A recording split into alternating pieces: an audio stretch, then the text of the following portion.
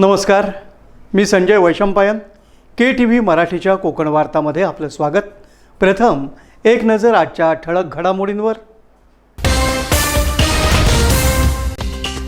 लोककलेला राजाश्रय हवा, महाराष्ट्राची सांस्कृतिक परंपरा जपण्याचं मंत्री आशिष शेलार यांचं लोककलावंतांना आवाहन.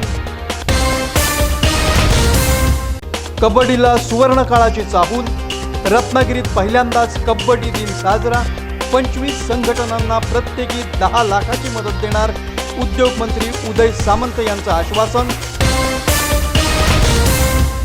अयोध्येतील राम मंदिर चोरी प्रकरणाचे रत्नागिरीत पडसाद, ठाकरे गटानं श्रीराम मंदिरात महाआरती करत केली, दोषींवर कठोर कारवाई करण्याची मागणी. आणि रत्नागिरीत कौशल्य विकास केंद्रातर्फे रोजगाराची सुवर्ण संधी, 27 जणांना ऑन द स्पॉट मिळाली नोकरी. यानंतरच्या बातम्या अल्पशा विश्रांतीनंतर. समुंदर की गोद में पला है तू, अंगड़ाई लेते ही लहरें शुरू. आज यौवन की मस्ती छोड़, ले चलता हूं तुझे एक नए मोड़. आजा तुझे माँ पुकारे अब, छेड़ देते हैं बीच से कुछ शरारत हंसी. गले लगा ले उसे ए फकीर, इंतजार कर रहा है तेरा तो. चल दे देते हैं उसे फसल की खूबसूरती तो. आजा तुझे माँ पुकारे अब, मीलों आगे चलना है हमें. सिर्फ फसल नहीं, तेरे स्पर्श की चाह में बैठे हैं शहरों में भी कहीं. उनके मुख पे भी लानी है मुस्कान, उन्हें भी देनी है एक नई पहचान. आजा तुझे माँ पुकारे अब. फिनोलेक्स पाइप्स पहुंचाए पानी को अपनी माँ के पास. आणि आता पाहूया बातम्या विस्तारानं. रत्नागिरीत लोककलेचा रंगतदार सोहळा पार पडला. नमन, जाखडी, भजन यासारख्या पारंपरिक लोककलांचा जतन आणि संवर्धनासाठी एकत्रित प्रयत्न करण्याचं आवाहन राज्याचे सांस्कृतिक मंत्री आशिष शेलार यांनी केलं. लोककला ही महाराष्ट्राच्या संस्कृतीची खरी ओळख असल्याचं सांगत त्यांनी लोककलावंतांचा गौरव केला. पाहूया हा विशेष रिपोर्ट.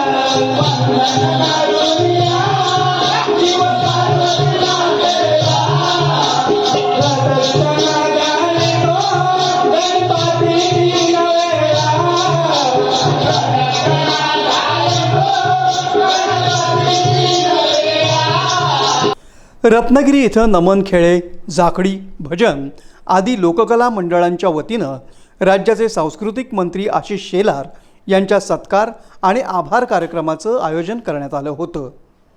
यावेळी पालकमंत्री डॉक्टर उदय सामंत, आमदार किरण सामंत, आमदार प्रमोद जठार, भारतीय जनता पक्षाचे जिल्हाध्यक्ष प्रशांत यादव, जिल्हा परिषद अध्यक्षा अस्मिता केंद्रे, नगराध्यक्षा शिल्पा सुर्वे, माजी जिल्हाप्रमुख राजेंद्र महाडिक यांच्यासह अनेक मान्यवर उपस्थित होते।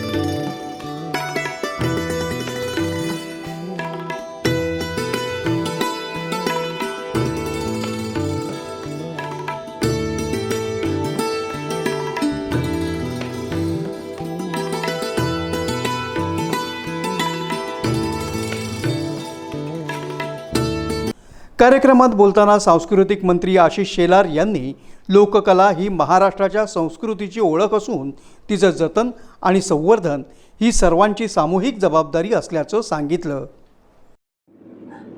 सर्वात प्रथम तर मी आपल्या सगळ्यांना या ठिकाणी इतक्या मोठ्या संख्येने आणि इतक्या उत्साहात बघितल्याबद्दल माझं मन पूर्णपणे भारावून गेलंय। मी तुमच्या सगळ्यांचा धन्यवाद करतो। होतं असं कधी कधी आपण मंत्रालयामध्ये किंवा विधानसभेमध्ये निर्णय करतो, माहिती घेतो,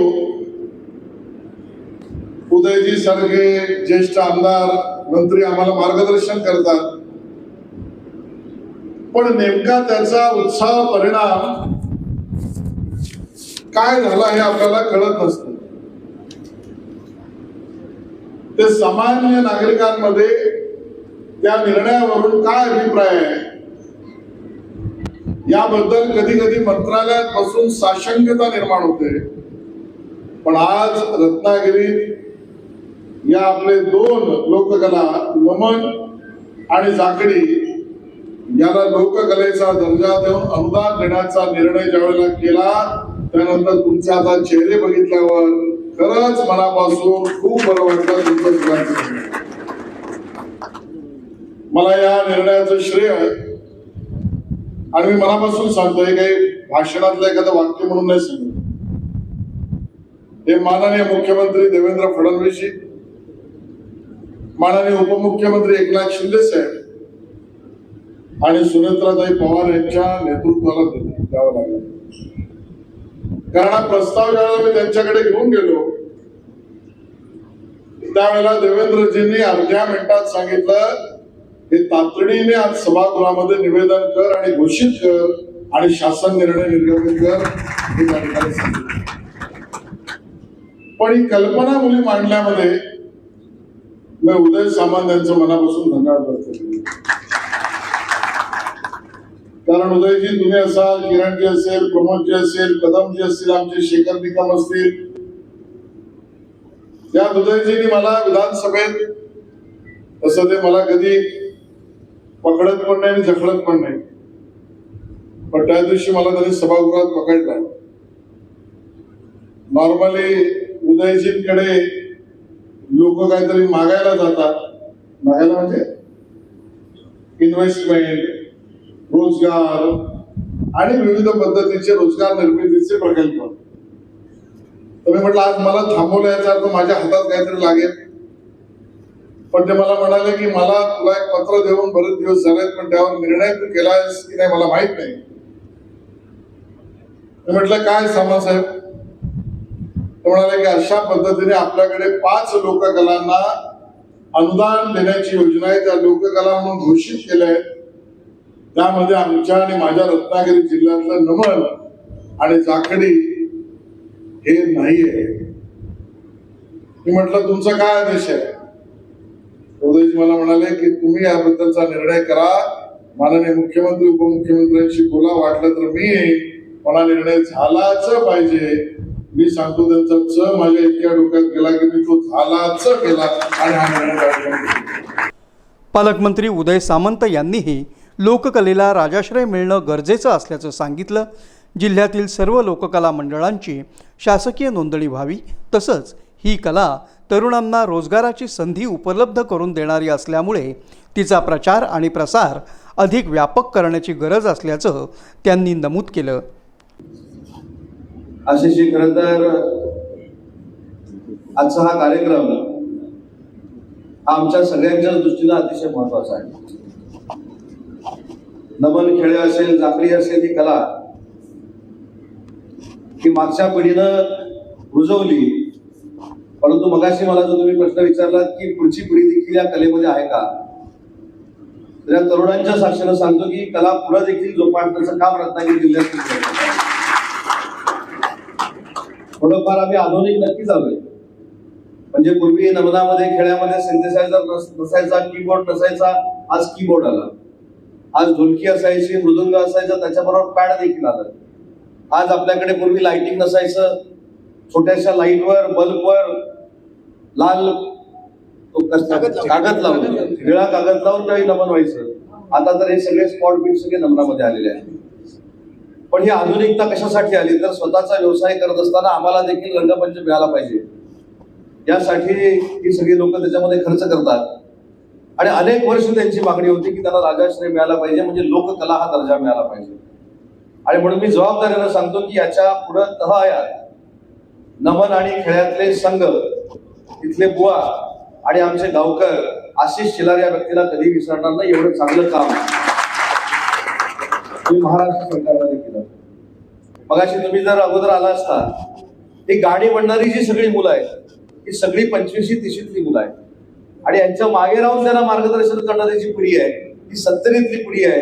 आणि म्हणून ही सगळी कला जोपासण्याचं काम महाराष्ट्रात खऱ्या अर्थानं जर कुठे होत असेल तर ते रत्नागिरी सिंधुदुर्ग जिल्ह्यामध्ये होतंय, हे आपल्याला अजिबात नाकारता येणार नाही. कार्यक्रमात रत्नागिरी जिल्ह्यातील लोककलावंतांनी नमन, खेळे आणि जाखडी नृत्याची दमदार प्रस्तुती सादर करत उपस्थितांची मनं जिंकली. पारंपरिक वाद्यांचा निनाद, रंगतदार सादरीकरण आणि लोककलावंतांचा उत्साह यामुळे कार्यक्रमाला सांस्कृतिक सोहळ्याचं स्वरूप प्राप्त झालं. जिल्हाभरातून मोठ्या संख्येनं लोककलावंत आणि रसिक या कार्यक्रमाला उपस्थित होते.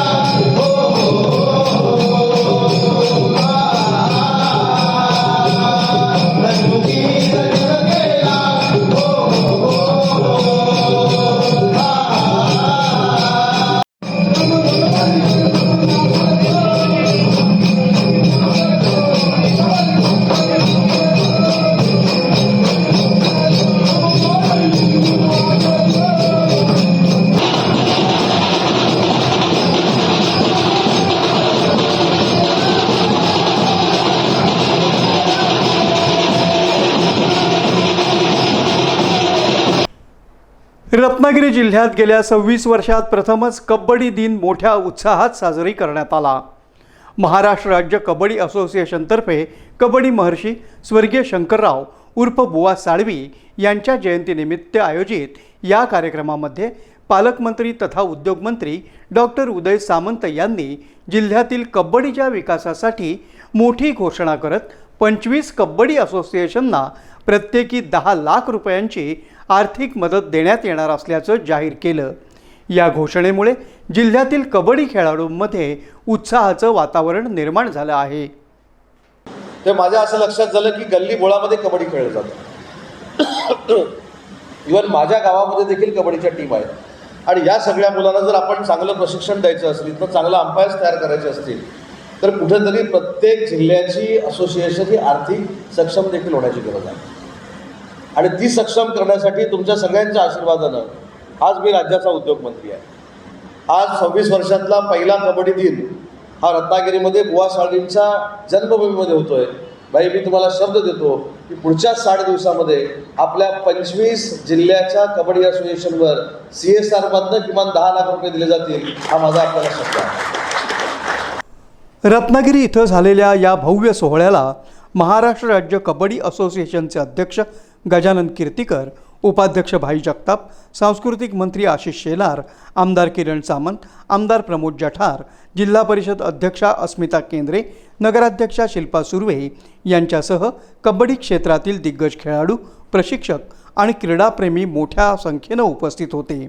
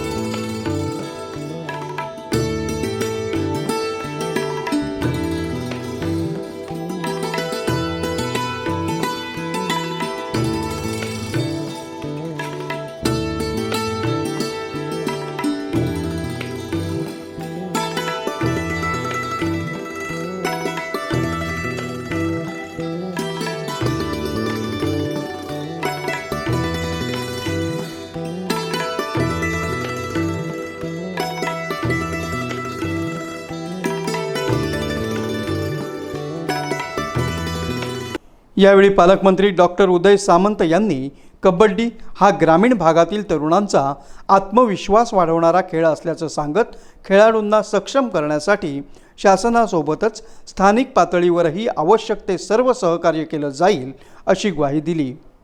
ते माझ्या असं लक्षात झालं की गल्ली बोळामध्ये कबड्डी खेळलं जातं.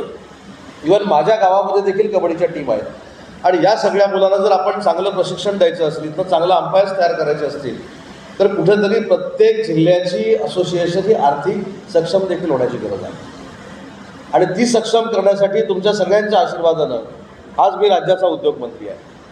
आज 26 वर्षातला पहिला कबड्डी दिन हा रत्नागिरीमध्ये बुवा साळवींच्या जन्मभूमीमध्ये होतोय. भाई मी तुम्हाला शब्द देतो की पुढच्या 60 दिवसामध्ये आपल्या 25 जिल्ह्याच्या कबड्डी असोसिएशनवर CSR मधनं किमान 10 लाख रुपये दिले जातील हा माझा आपल्याला शब्द आहे. कार्यक्रमात सांस्कृतिक मंत्री आशिष शेलार यांनी आपल्या खास मिश्किल शैलीत कबड्डीतील डावपेच आणि राजकारणातील डावपेच यांची तुलना करत उपस्थितांमध्ये हशा पिकवला. तर गजाभाऊंना मी असं म्हणेन, मध्य रेषेवर खेळणारा खेळाडू म्हणजे गजाभाऊ आहे. या तारतम्याच्या आणि सेवा समर्पणाच्या भावनेमध्ये यश पण मिळवायचं आणि दुसऱ्याला अपयशी पण नाही करायचं, ही एक वेगळी खेळी गजाभाऊंनी राजकारणात खेळली आहे. त्यामुळे मध्य रेषेवरचा खेळाडू गजाभाऊ आहे. भाईंचं वर्णन काय करायचं, भाई काँग्रेसचे नेते आहेत. मला राजकीय टीका टिप्पणी घेऊ नका, पण आता उरलेले आपले जे बचावपटू आहेत,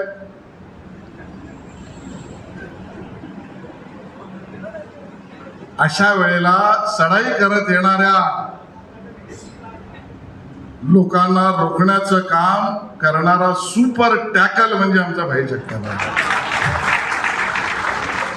माफ करा, काँग्रेसची अवस्था अशी आहे की राहिलेल्या बचावपटूंना टिकवण्यासाठी येणाऱ्या चढाई करणाऱ्या माणसाला रोकावं लागेल. हे सुपर टॅकल करतोय. तर भाई सुपर टॅकल आहे. म्हणजे उदय सामंत म्हणजे भरारी आहे. आणि म्हणून एका चढाईत म्हणजे आता 6 खासदार आले तिकडे, अजून काय काय ना मला माहित नाही, पण एका चढाईत 3-3 गुण आणणारा सुपर रेड खेळाडू म्हणजे आमचा उदय सामंत आहे.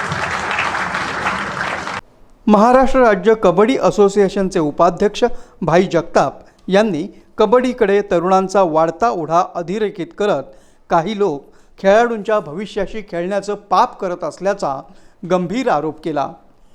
खेळाडूंना न्याय मिळावा आणि कबड्डीची प्रगती व्हावी यासाठी सर्वांनी एकत्र काम करण्याचं आवाहनही त्यांनी केलं. पद्धतीने हा खेळ वाढतोय. तरुण पिढी शाळेपासून अगदी थेट याच्यापर्यंत व्यावसायिक गटापर्यंत प्रत्येकाला वाटतं की आपण त्या ठिकाणी दिसावं, प्रत्येकाला वाटतंय आपल्याला संधी मिळावी, प्रत्येकाला वाटतंय की आपला गुणगौरव व्हावा. आणि म्हणून हा खेळ खूप मोठा झाला, 7 समुद्रापलीकडे गेला. आणि हा गेल्याच्या नंतर ज्या संघटनेने महाराष्ट्र कबड्डी असोसिएशन जी अफिलिएटेड आहे ऑलिम्पिकला, जी अफिलिएटेड आहे AKFIला, जी अफिलिएटेड आणि इतकी वर्ष बुवा साळवीने जे आयुष्य वेचलं, शेवटपर्यंत कबड्डीचा दम घेत त्यांनी मृत्यू गाठला, या संघटनेला पॅरलल संघटना करण्याचं काम काही मंडळी करतात. तुम्हाला हे रोखावं लागेल, कारण सरकार म्हणून आम्ही तुमच्याकडेच या बाबतीमध्ये पाहतो. या सोहळ्यात अर्जुन पुरस्कार विजेते तसंच कबड्डी क्षेत्रात विशेष योगदान देणाऱ्या मान्यवर खेळाडूंचा स्मृतिचिन्ह देऊन गौरव करण्यात आला. टाळ्यांच्या कडकडाटात झालेल्या या सत्कारामुळे कार्यक्रमाला विशेष रंगत आली. कबड्डीच्या विकासासाठी आर्थिक बळ, दिग्गज खेळाडूंचा सन्मान आणि खेळाडूंच्या भविष्याविषयी व्यक्त झालेली भूमिका यामुळे रत्नागिरीतील पहिलाच कबड्डी दिन संस्मरणीय ठरला.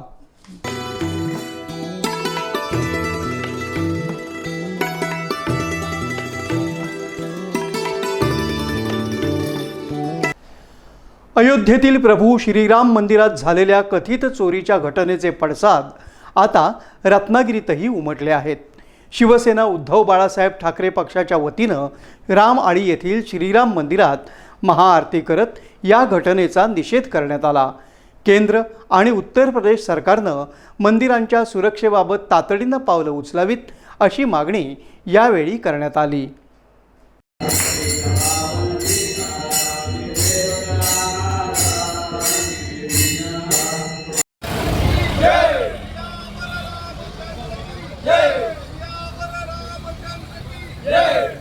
पक्षप्रमुख उद्धव ठाकरे यांच्या आदेशानुसार तालुका प्रमुख मयुरेश्वर पाटील आणि शहर प्रमुख प्रशांत साळुंखे यांच्या नेतृत्वाखाली रामआळी येथील श्रीराम मंदिरात सायंकाळी महाआरतीचं आयोजन करण्यात आलं.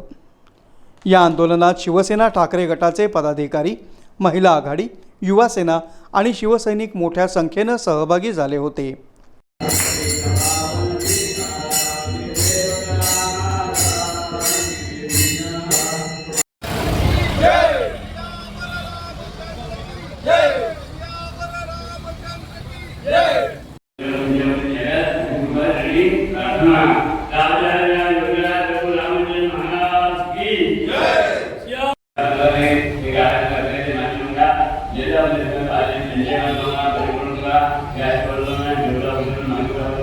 यावेळी ज्येष्ठ शिवसैनिक प्रमोद शेरे यांच्या हस्ते प्रभू श्रीरामाची महाआरती करण्यात आली.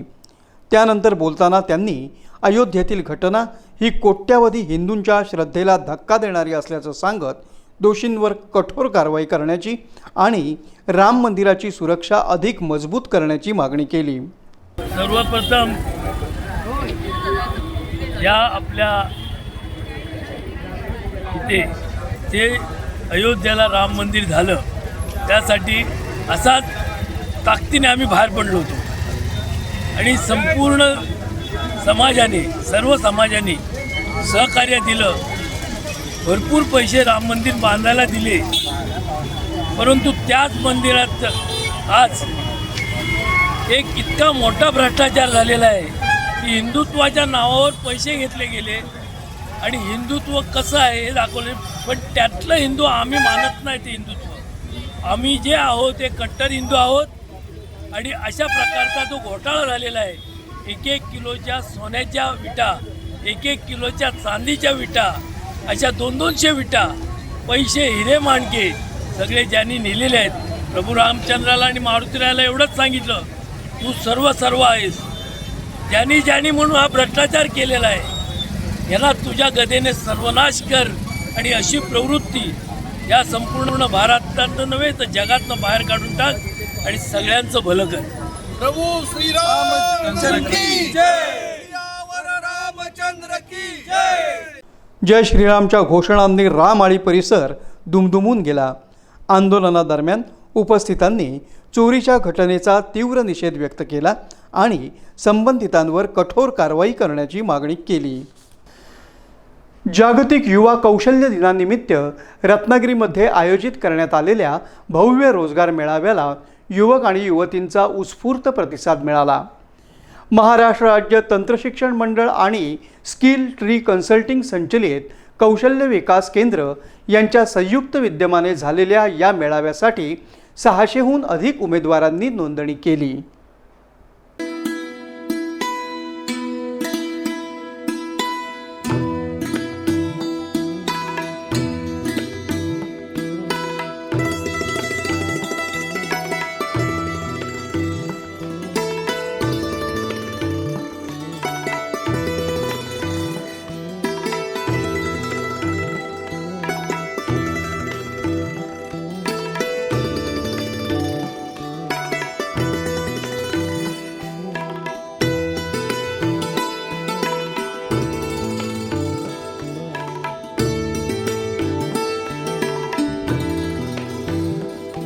गोगटे जोगळेकर महाविद्यालयाचे प्राचार्य डॉक्टर मकरंद साखळकर यांच्या प्रमुख उपस्थितीत मेळाव्याचं उद्घाटन झालं.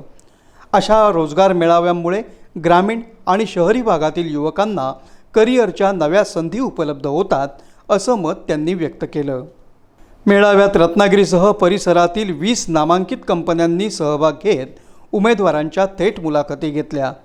उत्कृष्ट नियोजन आणि व्यवस्थापनाबद्दल कंपनी प्रतिनिधींनी तसंच उमेदवारांनी आयोजकांचं कौतुक केलं. नमस्कार रत्नागिरीकरांनो, मी Adish Mehta Ratnagiri skill development centre इथे प्रिन्सिपल म्हणून कार्यरत आहे.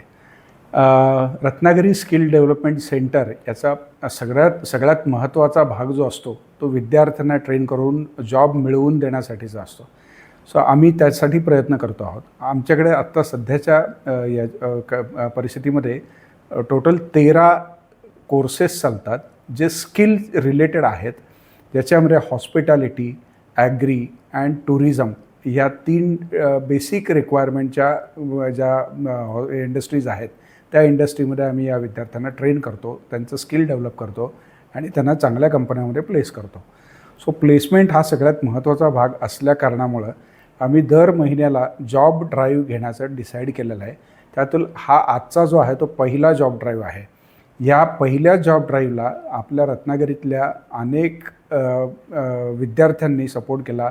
ज्यांची संख्या आत्ताच्या परिस्थितीमध्ये अराऊंड 780 स्टुडंट्स रजिस्टर्ड आहेत. आणि त्याच पद्धतीनं ह्याच प्रोग्रामसाठी अनेक रत्नागिरीमधल्या उद्योजकांनीसुद्धा भरपूर मोठ्या प्रमाणामध्ये आम्हाला रिस्पॉन्स दिला आहे. आणि त्यापैकी 20 आत्ताच्या परिस्थितीमध्ये एम्प्लॉयर या पर्टिक्युलर जॉब ड्राईव्हसाठी आलेले आहेत आणि ज्यांनी अराऊंड 350 ओपनिंग्ज आमच्या इथे ओपन करून दिलेले आहेत विद्यार्थ्यांसाठी. ह्या जॉब ड्राईव्हमध्ये आम्ही सर्व घटकांसाठी ओपन केलेला हा जॉब ड्राईव्ह आहे. याच्यामध्ये 18 ते 45 वयोगटातील सर्व कॅन्डिडेट्स अप्लाय करू शकतात.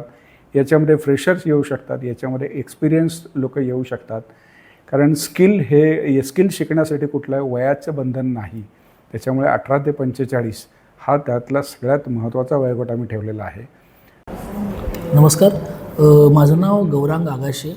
मी आज इथे हे जे स्किल डेव्हलपमेंट सेंटर जे आहे रत्नागिरीमध्ये, तर त्याच्यामध्ये आज जॉब फेअर त्यांनी आयोजित केलेलं आहे. त्याच्यासाठी मी माझं Agashe stores private limited, unbox your desire माझी फूड डिलिव्हरी कंपनी आणि आगाशे फूड कोर्ट जे माझं कॅफे आहे, ह्यासाठी आम्हाला काही एम्प्लॉईज लागत असतात.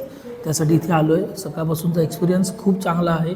बरीच मुलं आज इथे प्रिमायसेसमध्ये जमा झालेली आहेत आणि या स्किल डेव्हलपमेंट सेंटरने खूप चांगलं प्लॅनिंग केलेलं आहे, प्रॉपर मॅनेजमेंट केलेली आहे आणि आता हळूहळू आम्ही एक एक मुलाला भेटत आहोत आमच्या एंटिटीनुसार आणि एक छान एक्सपिरियन्स आहे. मला असं वाटतं की ही खूप एक चांगली गोष्ट रत्नागिरीमध्ये घडते की अनेक उद्योजकांना आज चांगले एम्प्लॉईज पाहिजे असतात, वेल स्किल वेल डेव्हलप एम्प्लॉईज हवे असतात. तर ह्यांच्या माध्यमातून आपल्याला एक चांगली मदत मिळते आहे. त्याचा जरूर लाभ सगळ्या उद्योजकांनी घ्यावा अशी माझी मनापासून विनंती आहे. थँक्यू. नमस्कार. आम्ही इकडे संगम ग्रुप ऑफ कंपनीजतर्फे आलो आहोत आणि आज स्किल इंडिया ट्रेनिंग सेंटरने रत्नागिरीमधलं पहिलं ऑर्गनाइज जॉब फेअर असं आयोजित केलेलं आहे आणि सगळी व्यवस्था खूप छान आहे. आम्हालासुद्धा कुठल्या प्रकारचे कॅन्डिडेट आहेत, त्यांचं काय क्वालिफिकेशन आहे ह्याची व्यवस्थित माहिती देण्यात आली आणि कॅन्डिडेट्सनासुद्धा कुठल्या कंपनीज आल्या आहेत ह्याची माहिती देण्यात आलेली आहे. त्याच्यामुळे अतिशय उत्कृष्ट पद्धतीने असं आयोजित केलेलं हे एक कौतुकास्पद पाऊल आहे. स्किल इंडियाला आमच्या भरपूर शुभेच्छा आणि असंच आयोजित सारखं करत राहा, म्हणजे आम्हालाही मदत होईल आणि जॉब मिळणाऱ्यांनासुद्धा एकत्रित सगळेजण येऊन कोकणामध्ये जी कायम कामगारांची अडचण भासते ती भासण्याचं जरा प्रमाण कमी होईल असं मला वाटतं आणि ऑल द बेस्ट ह्या सगळ्यासाठी. माझे नाव सायले संतोष वसकुडे. मी ते स्किल डेव्हलपमेंट सेंटरच्या माध्यमातून जॉब फेअरसाठी आले होते इंटरव्ह्यू देण्यासाठी. मी काही कंपन्यांना इंटरव्ह्यू दिले. त्यांनी आम्हाला चांगल्या प्रकारे माहिती दिली, आमची माहिती घेतली. खूप छान पद्धतीने इंटरव्ह्यू झाला. Myself Ziara Sakarkar and I am here to talk about Skill Development Center and Job Fair. Actually मैं स्किल डेवलपमेंट सेंटर आई थी जॉब फेयर के लिए, इंटरव्यू देने के लिए, और स्किल डेवलपमेंट सेंटर के वॉलंटियर्स ने भी बहुत हेल्प की है मेरे को कंपनीज़ वगैरह HR वगैरह के बारे में बताने के लिए, और ओरिएंटेशन भी बहुत अच्छा दिया है. और मैंने 2-3 कंपनीज़ में इंटरव्यू दिया है तो उन्होंने भी मुझे बहुत अच्छी तरह से समझाया है अपने कंपनीज़ के बारे में भी, और मेरा भी इंट्रोडक्शन अच्छी तरह से लिया है. सो आई होप कि मेरा सिलेक्शन हो जाए. दिवसभर चाललेल्या निवड प्रक्रियेनंतर 27 उमेदवारांची थेट नोकरीसाठी निवड करण्यात आली, तर 136 उमेदवार पुढील निवड फेरीसाठी पात्र ठरले. त्यामुळे निवड झालेल्या युवक युवतींमध्ये आनंदाचं वातावरण पाहायला मिळालं. मेरा नाम कमलेश नूती है, इधर रत्नागिरी स्किल डेवलपमेंट सेंटर का प्रोजेक्ट हेड. आज 15 जुलाई वर्ल्ड यूथ स्किल डे के दिन पे हम हमारा पहला जॉब ड्राइव कर रहे हैं, जिसमें 750 से ऊपर बच्चे रजिस्टर हुआ जॉब ड्राइव के लिए और 20 एम्प्लॉयर्स रजिस्टर किया. ऑलरेडी एम्प्लॉयर्स आ गया और इंटरव्यूज़ भी चल रहा है. ये हमारा और 5 सेंटर्स भी है हमारा पास, और उसमें जॉब ड्राइव्स हमने फरवरी से चालू किया. वैसी शुरुआत में थोड़ा 300 बच्चे 20 एम्प्लॉयर आ रहा था, और हमारा लास्ट जून जॉब ड्राइव में 1500 के ऊपर बच्चे आ चुका है और ऑलमोस्ट 40 कंपनीज अटेंड किया. तो सिमिलरली रत्नागिरी में भी हम ये जॉब ड्राइव अभी आज पहला चालू हुआ, तो हर महीने करने वाला है आगे से. तो I thank you all the companies for supporting us, and I also request all the audience who are seeing to आपको सपोर्ट कीजिए, और बच्चे को आपका जो भी स्टूडेंट्स या यूथ आपका आसपास फैमिली में है, प्लीज़ बोल दीजिए कि इधर जॉब ड्राइव्स होता है और वो आ सकते हैं. हर महीने होगा, एंड हर मंगलवार हमारे पास ओरिएंटेशन सेशन भी होता है, जिनमें बच्चे आके हमारे पास क्या क्या कोर्सेस है. हमारे pass 13 hospitality end tourism related courses है. वो कोर्सेस के बारे में जानकारी कर सकते हैं, और उनको पसंद आया तो वो कोर्स में एनरोल भी कर सकते हैं. तो आप प्लीज़ हर मंगलवार आपका जो भी फैमिली या फ्रेंड्स में है, तो प्लीज़ उनको बोल दीजिए कि 2 घंटे आने के लिए. फिर उनको अच्छा लगा वो कोर्स कर सकते हैं, and they can be job ready. Thank you. हा रोजगार मेळावा यशस्वी करण्यासाठी महाराष्ट्र राज्य तंत्र शिक्षण मंडळ आणि स्किल ट्री कन्सल्टिंग संचलित कौशल्य विकास केंद्र रत्नागिरीच्या पदाधिकारी, कर्मचारी आणि स्वयंसेवकांनी विशेष परिश्रम घेतले. पुन्हा एक नजर आजच्या ठळक घडामोडींवर. लोककलेला राजाश्रय हवा, महाराष्ट्राची सांस्कृतिक परंपरा जपण्याचं मंत्री आशिष शेलार यांचं लोककलावंतांना आवाहन. कबड्डीला सुवर्ण काळाची चाहूल, रत्नागिरीत पहिल्यांदाच कबड्डी दिन साजरा. 25 संघटनांना प्रत्येकी 10 लाखाची मदत देणार, उद्योग मंत्री उदय सामंत यांचं आश्वासन.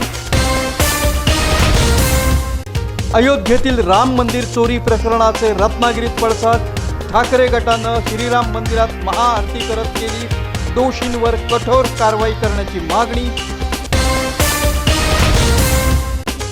आणि रत्नागिरीत कौशल्य विकास केंद्रातर्फे रोजगाराची सुवर्ण संधी, 27 जणांना ऑन द स्पॉट मिळाली नोकरी. याबरोबरच आजचं हे बातमीपत्र संपलं.